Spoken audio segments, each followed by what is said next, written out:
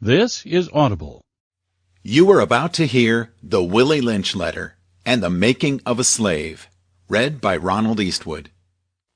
Contents: Chapter 1, Greetings. Chapter 2, Let's Make a Slave.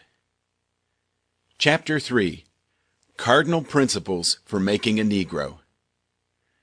Chapter 4, The Breaking Process of the African Woman. Chapter 5, The Negro Marriage Unit. Chapter 6, Controlled Language.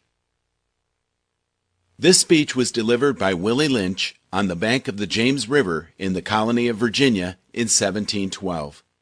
Lynch was a British slave owner in the West Indies. He was invited to the colony of Virginia in 1712 to teach his methods to slave owners there. The term lynching is derived from his name. Greetings. Gentlemen, I greet you here on the bank of the James River in the year of our Lord 1712. First, I should thank you, the gentlemen of the colony of Virginia, for bringing me here. I am here to help you solve some of your problems with slaves. Your invitation reached me on my modest plantation in the West Indies, where I have experimented with some of the newest and still have the oldest methods for control of slaves. Ancient Rome would envy us if my program is implemented. As our boat sailed south on the James River, named for our illustrious king, whose version of the Bible we cherish, I saw enough to know that your problem is not unique. While Rome used cords of wood as crosses for standing human beings along its highways in great numbers, you are here using the tree and the rope on occasions. I caught the whiff of a dead slave hanging from a tree a couple of miles back. You are not only losing valuable stock by hangings, you are having uprisings. Slaves are running away. Your crops are sometimes left in the fields too long for maximum profit. You suffer occasional fires. Your animals are killed. Gentlemen, you know what your problems are. I do not need to elaborate. I am not here to enumerate your problem. I am here to introduce you to a method of solving them. In my bag here, I have a foolproof method for controlling your black slaves. I guarantee every one of you that if you installed it correctly, it will control the slaves for at least 300 years. My method is simple. Any member of your family or your overseer can use it. I have outlined a number of differences among the slaves, and I take them differences and make them bigger. I use fear, distrust, and envy for control purposes. These methods have worked on my modest plantation in the West Indies, and it will work throughout the South. Take this simple little list of differences and think about it. On top of my list is age, but it's there only because it starts with an A. The second is color or shade. There is intelligence, size, sex, sizes of plantations, status on plantations, attitude of owners, whether the slaves live in the valley, on a hill, east, west, north, south, have fine hair, coarse hair, or is tall or short. Now that you have a list of differences, I shall give you an outline of action. But before that, I shall assure you that distrust is stronger than trust, and envy stronger than adulation, respect, or admiration. The black slaves, after receiving this indoctrination, shall carry on and will become self-refueling and self-generating for hundreds of years, maybe thousands. Don't forget, you must pitch the old black male versus the young black male, and the young black male against the old black male. You must use the dark-skinned slaves versus the light-skinned slaves, and the light-skinned slaves versus the dark-skinned slaves. You must use the female versus the male, and the male versus the female.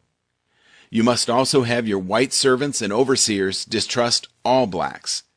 But it is necessary that your slaves trust and depend on us.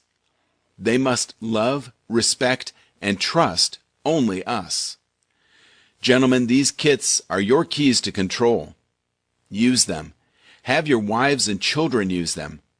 Never miss an opportunity. If used intensely for 1 year, the slaves themselves will remain perpetually distrustful. Thank you, gentlemen. Let's Make a Slave by the Black Arcade Liberation Library. It was the interest and business of slaveholders to study human nature, and the slave nature in particular, with a view to practical results. I and many of them attained astonishing proficiency in this direction. They had to deal not with earth, wood, and stone, but with men, and by every regard they had for their own safety and prosperity, they needed to know the material on which they were to work. Conscious of the injustice and wrong they were every hour perpetuating, and knowing what they themselves would do. Were they the victims of such wrongs? They were constantly looking for the first signs of the dreaded retribution. They watched, therefore, with skilled and practiced eyes, and learned to read with great accuracy the state of mind and heart of the slave through his sable face. Unusual sobriety, apparent abstractions, sullenness and indifference, indeed any mood out of the common, was afforded ground for suspicion and inquiry. Frederick Douglass. Let's Make a Slave is a study of the scientific process of man-breaking and slave-making. It describes the rationale and results of the Anglo-Saxons' ideas and methods of ensuring the master-slave relationship. The origin and development of a social being called the Negro. Let us make a slave. What do we need? First of all, we need a black nigger man, a pregnant nigger woman, and her baby nigger boy. Second, we will use the same basic principle that we use in breaking a horse, combined with some more sustaining factors. What we do with horses is that we break them from one form of life to another. That is, we reduce them from their natural state in nature. Whereas nature provides them with the natural capacity to take care of their offspring, we break that natural string of independence from them, and thereby create a dependency status, so that we may be able to get from them useful production for our business and pleasure. Cardinal Principles for Making a Negro. For fear that our future generations may not understand the principles of breaking both of the beasts together, the nigger and the horse, we understand that short-range planning economics results in periodic economic chaos, so that to avoid turmoil in the economy, it requires us to have breadth and depth in long-range comprehensive planning, articulating both skill-sharp perceptions. We lay down the following principles for long-range comprehensive economic planning. 1. Both horse and niggers is no good to the economy in the wild or natural state. 2. Both must be broken and tied together for orderly production. 3. For orderly future, special and particular attention must be paid to the female and the youngest offspring. 4.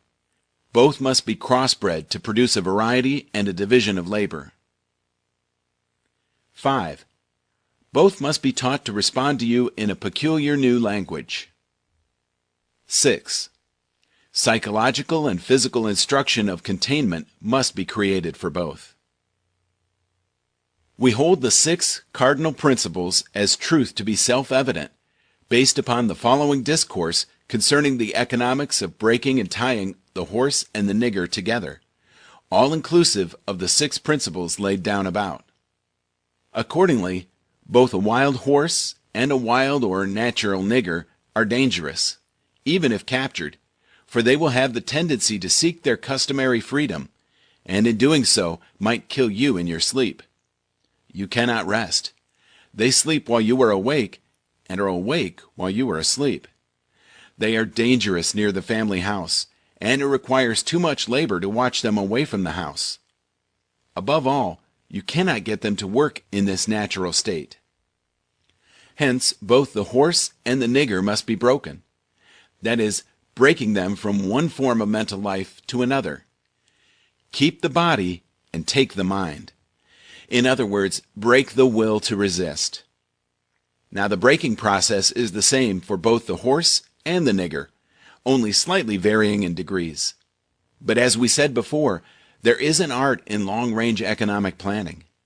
You must keep your eye and thoughts on the female and the offspring of the horse and the nigger. A brief discourse in offspring development will shed light on the key to sound economic principles. Pay little attention to the generation of original breaking, but concentrate on future generations. Therefore, if you break the female mother, she will break the offspring in its early years of development, and when the offspring is old enough to work, she will deliver it up to you, for her normal female protective tendencies will have been lost in the original breaking process. For example, take the case of the wild stud horse, a female horse, and an already infant horse, and compare the breaking process with two captured nigger males in their natural state, a pregnant nigger woman and her infant offspring. Take the stud horse, break him for limited containment. Completely break the female horse until she becomes very gentle, whereas you or anybody can ride her in her comfort. Breed the mare and the stud until you have the desired offspring. Then you can turn the stud to freedom until you need him again. Train the female horse where she will eat out of your hand, and she will in turn train the infant horse to eat out of your hand also. When it comes to breaking the uncivilized nigger, use the same process, but vary the degree and step up the pressure, so as to do a complete reversal of the mind. Take the meanest and most reckless nigger, strip him of his clothes in front of the remaining male niggers, the female and the nigger infant.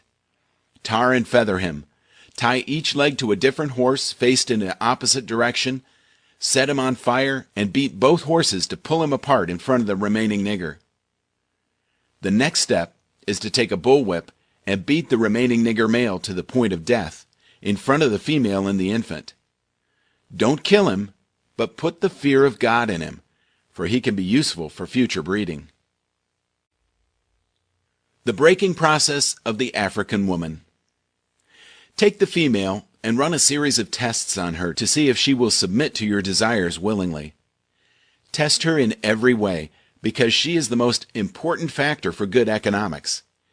If she shows any signs of resistance in submitting completely to your will, do not hesitate to use the bullwhip on her to extract the last bit of bitch out of her. Take care not to kill her, for in doing so you spoil good economics.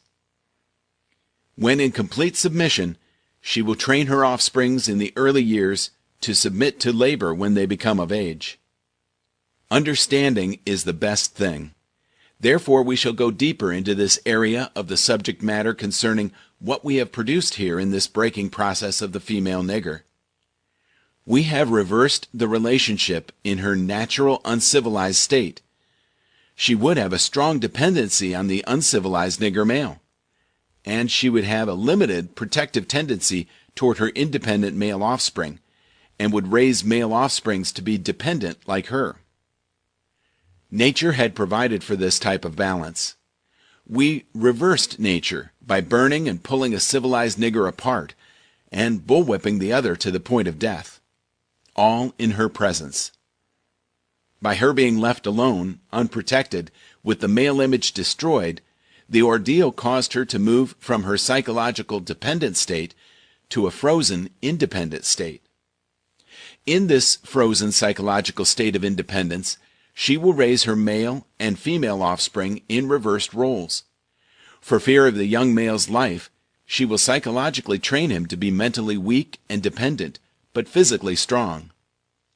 Because she has become psychologically independent, she will train her female offspring to be psychologically independent. What have you got? You've got the nigger woman out front and the nigger man behind and scared. This is a perfect situation of sound sleep and economics. Before the breaking process, we had to be alertly on guard at all times.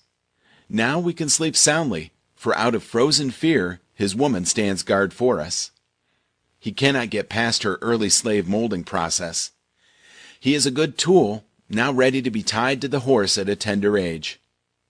By the time a nigger boy reaches the age of 16, he is soundly broken in and ready for a long life of sound and efficient work and the reproduction of a unit of good labor force. Continually, through the breaking of uncivilized savage niggers, by throwing the nigger female savage into a frozen psychological state of independence, by killing of the protective male image, and by creating a submissive dependent mind of the nigger male slave, we have created an orbiting cycle that turns on its own axis forever, unless a phenomenon occurs and reshifts the position of the male and female slaves. We show what we mean by example. Take the case of the two economic slave units and examine them closely. The Negro Marriage Unit. We breed two nigger males with two nigger females. Then we take the nigger male away from them and keep them moving and working. Say one nigger female bears a nigger female, and the other bears a nigger male. Both nigger females, being without influence of the nigger male image, frozen with an independent psychology, will raise their offspring into reverse positions. The one with the female offspring will teach her to be like herself, independent and negotiable. We negotiate with her, through her, by her, and negotiate her at will. The one with the nigger male offspring, she being frozen subconscious fear for her life, will raise him to be mentally dependent and weak, but physically strong. In other words, body over mind. Now in a few years, when these two offspring become fertile for early reproduction, we will mate and breed them and continue the cycle. That is good, sound, and long-range comprehensive planning. Warning: possible interloping negatives. Earlier we talked about the non-economic good of the horse and the nigger in the wild and natural state. We talked out the principle of breaking and tying them together for orderly production. Furthermore, we talked about paying particular attention to the female savage and her offspring for orderly future planning. Then, more recently, we stated that by reversing the positions of the male and female savages, we created an orbiting cycle that turns on its own axis forever unless a phenomenon occurred and reshifted the positions of the male and female savages.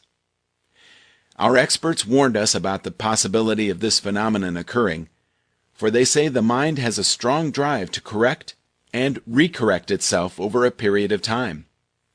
If I can touch some substantial, original historical base, they advised us that the best way to deal with the phenomenon is to shave off the brute's mental history and create a multiplicity of phenomena of illusions, so that each illusion will twirl in its own orbit, something similar to floating balls in a vacuum.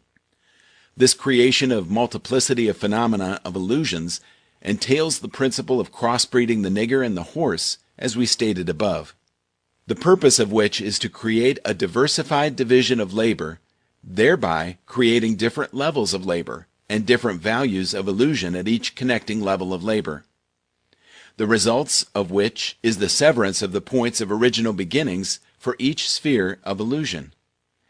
Since we feel that the subject matter may get more complicated as we proceed in laying down our economic plan concerning the purpose, reason, and effect of crossbreeding horses and niggers, we shall lay down the following definition terms for future generations. Orbiting cycle means a thing turning in a given path. Axis means upon which or around which a body turns. Phenomenon means something beyond ordinary conception and inspires awe and wonder. Multiplicity means a great number. Sheer means a globe. Crossbreeding a horse means taking a horse and breeding it with an ass, and you get a dumb, backward ass, long-headed mule that is neither reproductive nor productive by itself.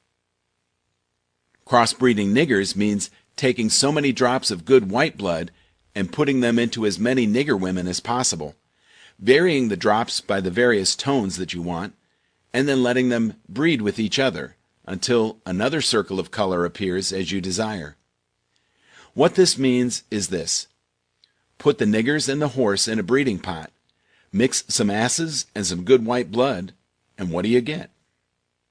You get a multiplicity of colors of ass-backward, unusual niggers, running, tied to a backward-ass long-headed mule, the one productive of itself, the other sterile. The one constant, the other dying. We keep the nigger constant, for we may replace the mules for another tool. Both mule and nigger tied to each other, neither knowing where the other came from, and neither productive for itself, nor without each other. Controlled language. Crossbreeding completed, for further severance from their original beginning, we must completely annihilate the mother tongue of both the new nigger and the new mule, and institute a new language that involves the new life's work of both. You know, language is a peculiar institution. It leads to the heart of a people. The more a foreigner knows about the language of another country, the more he is able to move through all levels of that society.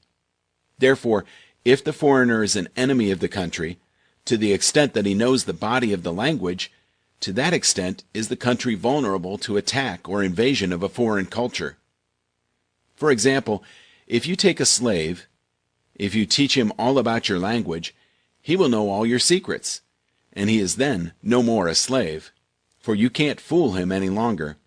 And being a fool is one of the basic ingredients of an incident to the maintenance of the slavery system.